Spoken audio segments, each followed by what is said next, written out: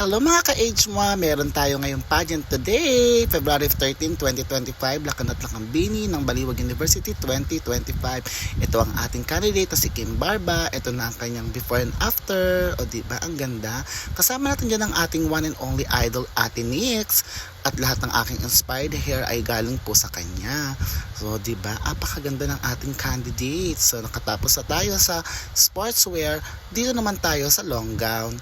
Pagkatapos niyan, so pinarampa natin sila at napakabilis ng pacing at ang smooth dahil po sa coordinator nila Sir Ricky Enrique Torrente. Ang gagaling din po ng ating mga host na sa Tita Udi at saka si Sir JB Bistan. So, ayan, antayin na natin yung result. Tinawag tayo as a first runner-up. Napakahusay ng ating alaga. Naiyak-iyak pa siya dyan. Ito na ang kanyang mga looks sa production number. O diba, ang ganda.